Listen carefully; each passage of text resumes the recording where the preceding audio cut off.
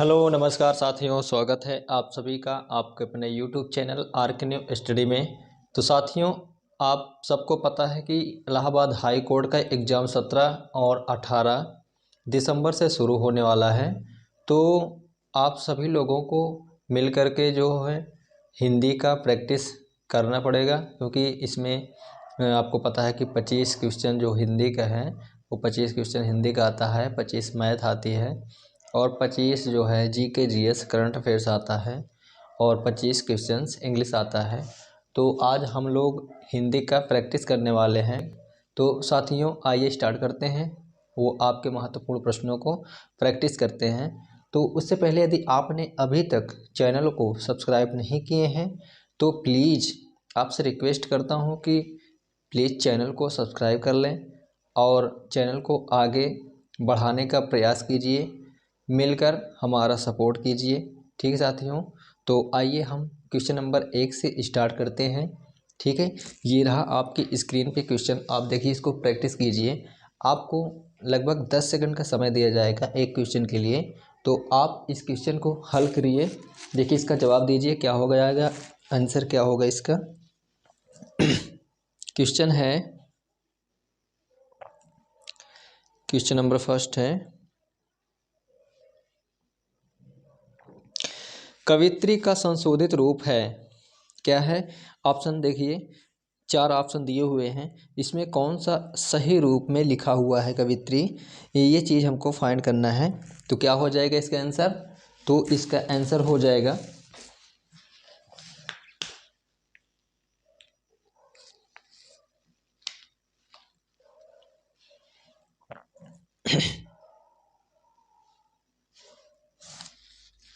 Answer दीजिए फटाफट।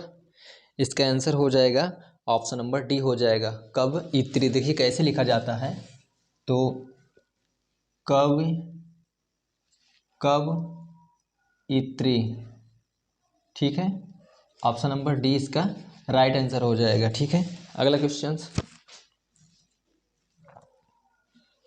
Question number 2 है, शुद्ध वाक्य का चयन कीजिए। देखिए इसमें ऑप्शन ए है 4 आदमी के लिए खाना बना दो, बी है 4 आदमियों के लिए खाना बना दो, 4 आदमी का खाना बना दो, और डी है आ ब दोनों। तो क्या हो जाएगा, तो क्वेश्चन नंबर 2 का जो आंसर हो जाएगा ऑप्शन नंबर बी हो जाएगा। ठीक है, 4 आदमियों के लिए खाना बना दो। ठीक है, तो इस प्रश्न का जो राइट आंसर हो जाएगा ऑप्शन नंबर बी। ठीक है, 4 आदमियों के लिए खाना बना दो। ठीक है, अगला क्वेश्चन, क्वेश्चन नंबर 3 है, सीता को गाना चाहिए, यह वाक्य है, कैसा वाक्य है। ऑप्शन ए है विधि सूचक, बी है निषेध सूचक, सी है आंता सूचक, डी है विनम्रता सूचक। क्या हो जाएगा इसका आंसर, तो इसका जो करेक्ट आंसर हो जाएगा ऑप्शन नंबर ए हो जाएगा, विधि सूचक। ठीक है, क्या हो जाएगा ऑप्शन ए विधि सूचक, ये इसका करेक्ट आंसर हो जाएगा। ठीक है, आइए क्वेश्चन नंबर 3 पे चलते हैं। गाड़ी धीरे धीरे चलती है, इस वाक्य में धीरे धीरे कौन सा समास है। ठीक है, गाड़ी धीरे धीरे चलती है, इस वाक्य में कौन सा समास है। फटाफट आंसर दीजिए आप इसका, 10 सेकंड का आपका टाइम दिया जाएगा यहाँ पे। तो क्या हो जाएगा इसका आंसर,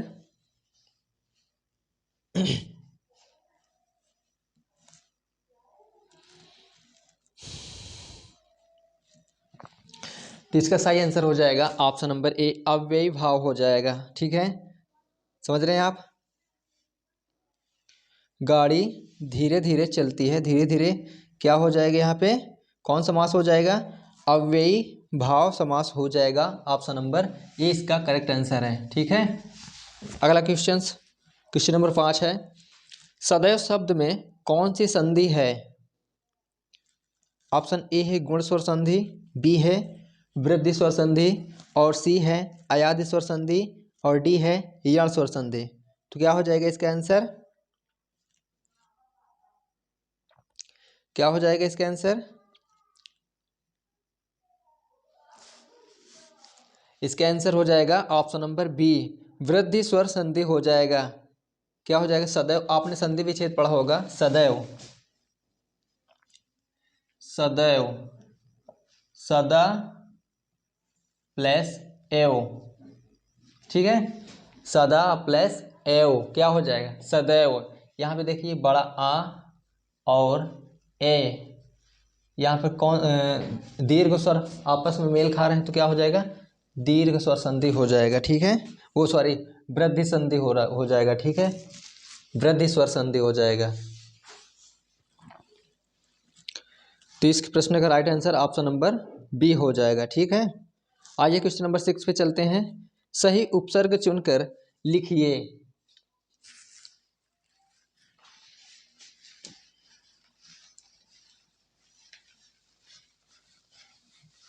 देखिए क्वेश्चन नंबर 6 क्या कह रहा है? सही उपसर्ग चुनकर लिखिए। अभिलाषा, अभिलाषा में कौन सा उपसर्ग है?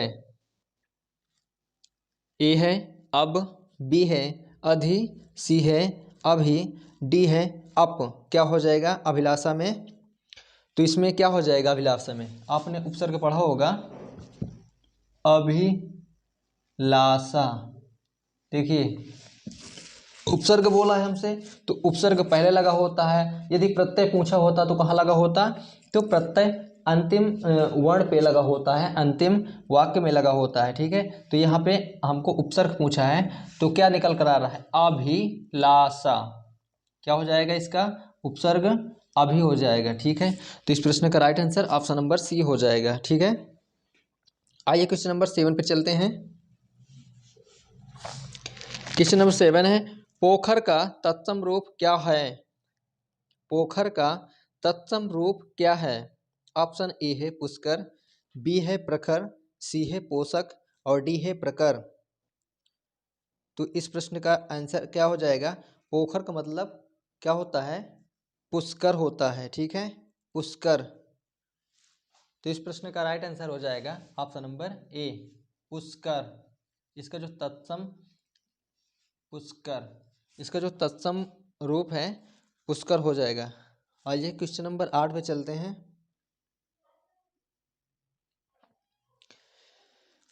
व्याकरणिक रूप से शुद्ध वाक्य है। कौन सा वाक्य है शुद्ध वाक्य? देखिए छांटिए इसमें। ऑप्शन ए है डॉक्टर साहब आपको बुलाए,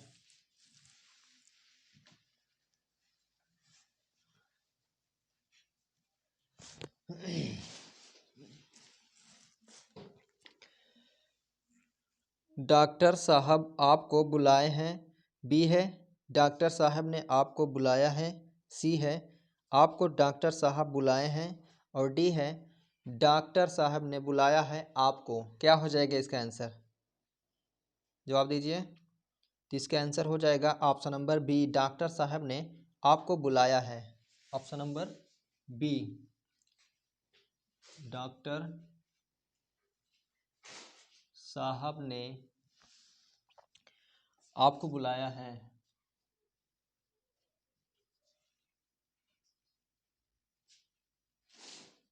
बुलाया है। डॉक्टर साहब ने आपको बुलाया है। इस प्रश्न का right answer option number B हो जाएगा। क्वेश्चन नंबर 9 पे चलते हैं। यह लोक का विपरीतार्थक शब्द है। ऑप्शन ए है उपकार, बी है पाताल, सी है आदि और डी है परलोक। तो इसका आंसर क्या हो जाएगा?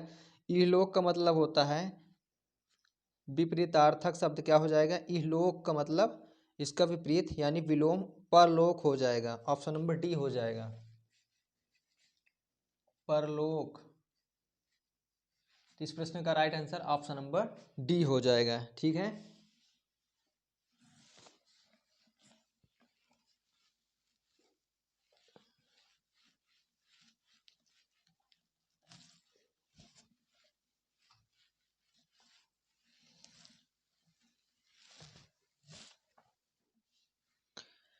क्वेश्चन नंबर 10 है, खटाई में पड़ना मुहावरे का अर्थ है। क्या हो जाएगा?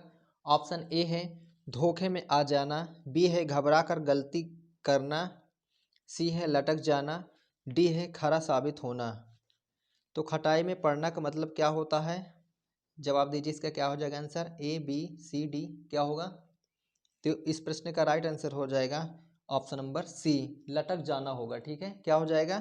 खटाई में पड़ना का मतलब होता है लटक जाना होता है। ऑप्शन नंबर सी इसका राइट आंसर है।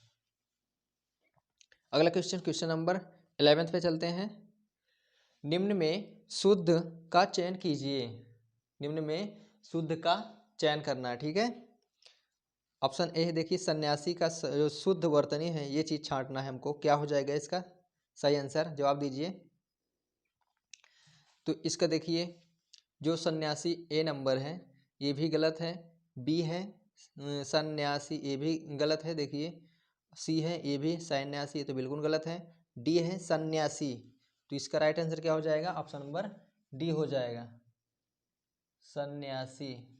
ठीक, ऑप्शन नंबर डी इस प्रश्न का राइट आंसर हो जाएगा। ठीक है, अगला क्वेश्चन देखते हैं, क्वेश्चन नंबर 12 पे चलते हैं। गत माह हम ताजमहल देखने जाएंगे। इस वाक्य में अशुद्धि है। अशुद्धि है, क्या है अशुद्धि? ऑप्शन ए है लिंग संबंधी है या अशुद्धि, या फिर वचन संबंधी अशुद्धि है, या फिर सी कह रहा है काल संबंधी अशुद्ध है, और या डी कह रहा है सर्वनाम संबंधी अशुद्ध है। तो देखिए, गत माह, गत माह यानी कि काल को दर्शा रहा है, आने वाले टाइम को दर्शा रहा है। तो यहाँ पे किस संबंध में गलतियाँ पाई जा रही हैं? गत माह हम ताजमहल देखने के लिए जाएंगे।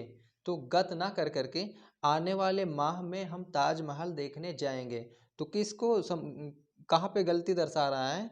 काल पे दर्शे, यानी आने वाले काल संबंधी गलती दर्शा रहा है। तो इस प्रश्न का जो राइट आंसर हो जाएगा ऑप्शन नंबर सी हो जाएगा। ठीक है, सी, काल संबंधी। ठीक, राइट आंसर हो जाएगा option number C. Question number 13 है, मध्यम पुरुष सर्वनाम का उदाहरण है। ऑप्शन ए है यह, बी है वे, सी है आप, और डी है मैं। क्या हो जाएगा इसका आंसर? जवाब दीजिए। मध्यम पुरुष सर्वनाम का उदाहरण है, तो इसका राइट आंसर हो जाएगा ऑप्शन नंबर सी हो जाएगा, आप। आप, ठीक है। अगला क्वेश्चन, क्वेश्चन नंबर 14 पे चलते हैं।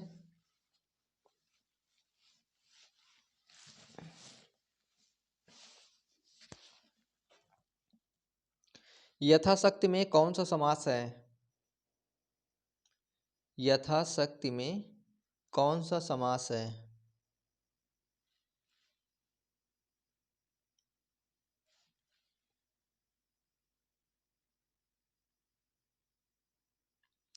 जवाब दीजिए।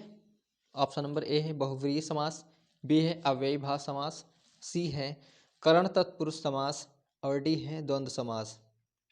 तो इस प्रश्न का जो राइट आंसर हो जाएगा ऑप्शन नंबर बी हो जाएगा, अव्ययीभाव समास है। ठीक है, यथाशक्ति, यथाशक्ति कैसा समास है? अव्ययीभाव समास है। ठीक है, तो इसका आंसर हो जाएगा 14 का ऑप्शन नंबर बी हो जाएगा।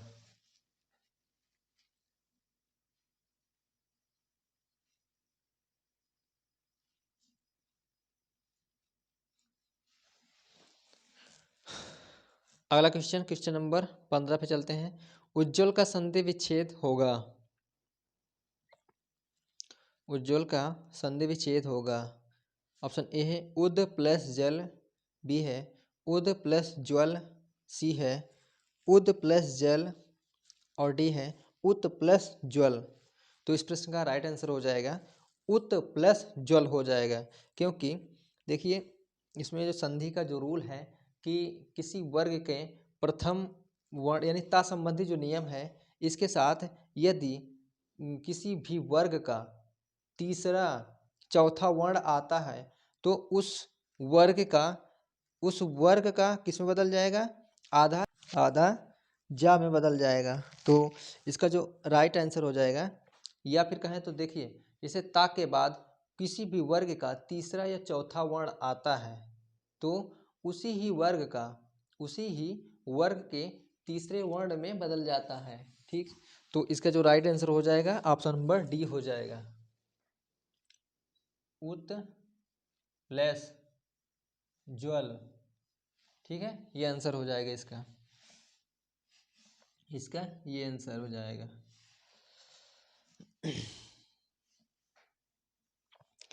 अगला क्वेश्चन देखिए, क्वेश्चन नंबर 16 पर चलते हैं। व्याकरणिक रूप से शुद्ध वाक्य है, कौन सा हो जाएगा? ऑप्शन ए है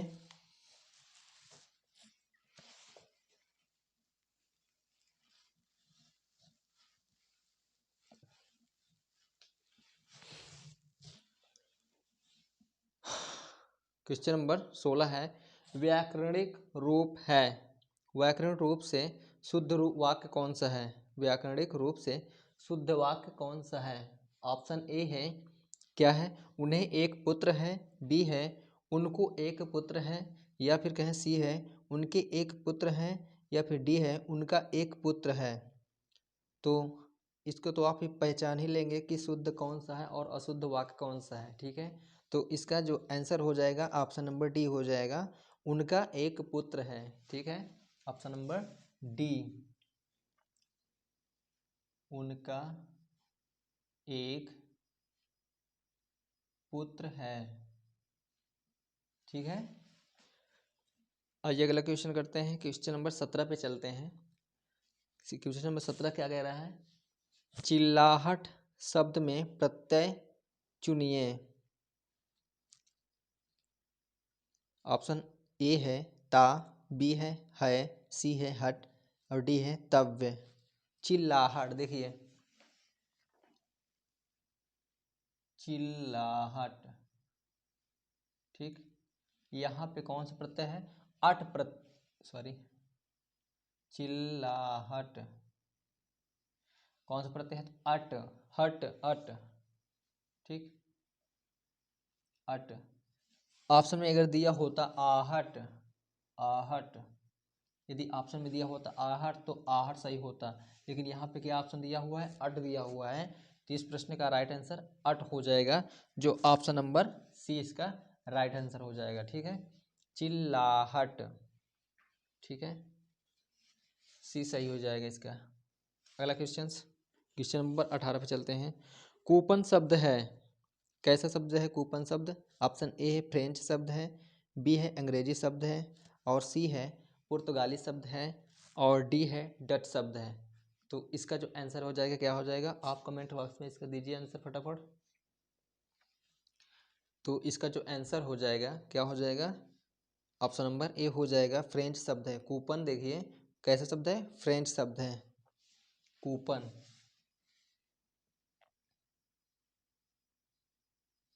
कूपन कैसा शब्द है? तो फ्रेंच शब्द है। ठीक है, तो इसका जो राइट आंसर हो जाएगा ऑप्शन नंबर ए हो जाएगा। अगला क्वेश्चन देखिए, क्वेश्चन नंबर 19 पे चलते हैं। गणेश का पर्यायवाची शब्द क्या है? गणेश का पर्यायवाची शब्द क्या है? ऑप्शन ए है सुधांशु, बी है कुबेर, सी है एकदंत, और डी है सुधाकर। क्या हो जाएगा इसका आंसर? इसका जो आंसर हो जाएगा क्या हो जाएगा? फटाफट दीजिए आंसर।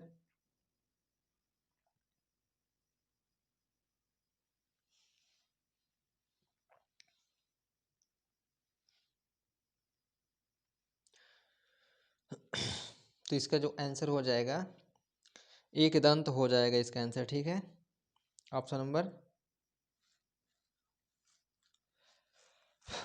नंबर सी हो जाएगा, एक दंत, एक दंत इसका जो आंसर हो जाएगा। ठीक है, देखिए काफ़ी महत्वपूर्ण क्वेश्चन है, सारे जो क्वेश्चन करवा रहे हैं आपकी परीक्षा के लिए बहुत इंपॉर्टेंट है।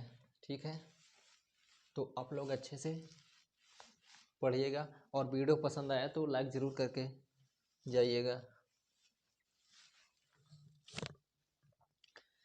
तो मेरे प्यारे साथियों, यदि आपने अभी तक चैनल को सब्सक्राइब नहीं किए हैं तो प्लीज़ चैनल को सब्सक्राइब कर और बेल आइकन को दबा लें, जिससे कि आने वाली हमारी वीडियो आप तक पहुंच सके, जिससे कि आप देख सकें। तो इसी तरह का इम्पोर्टेंट वीडियो आप तक पहुंच सके, इसके लिए आपको चैनल को सब्सक्राइब करना होगा। यदि वीडियो पसंद आया तो लाइक ज़रूर करिए। तो क्वेश्चन नंबर देखिए 20 है, जो अंतिम है क्वेश्चन नंबर 20। जिसका कोई शत्रु पैदा ही ना हुआ हो उसके लिए एक शब्द क्या होता है? क्या होगा? ऑप्शन ए है स्कंदगुप्त, बी है अजातशत्रु, और सी है अजान बाहु, और डी है अगेय। क्या हो जाएगा इसका आंसर? फटाफट इसका जवाब दीजिए। तो इस प्रश्न का राइट आंसर हो जाएगा ऑप्शन नंबर बी, अजात शत्रु। तो इसका जो आंसर हो जाएगा ऑप्शन नंबर बी हो जाएगा। ठीक है, ये रहा। तो मेरे प्यारे साथियों, आज का सेशन यहीं से समाप्त हो रहा है। यदि वीडियो पसंद आया हो तो प्लीज़ आपसे रिक्वेस्ट कर रहा हूँ कि एक लाइक ज़रूर करिएगा। यही आपके लिए एक गुरु दक्षिणा के रूप में जो माने रखता है। तो साथियों, आप सब लोग मिल करके हमारा सपोर्ट कीजिए, जिससे कि हम लोग इसी तरह हमारा परिवार बना रहे और हम परिवार को लेकर के जो हमारे अंदर की नॉलेज है आप तक पहुंचाने के प्रयास करते रहेंगे। तो साथियों मेरे, फिर से मिलते हैं हम अगली क्लास में। आज का सेशन जो हमारा यहीं से समाप्त हो रहा है, तो फिर से मिलते हैं। धन्यवाद।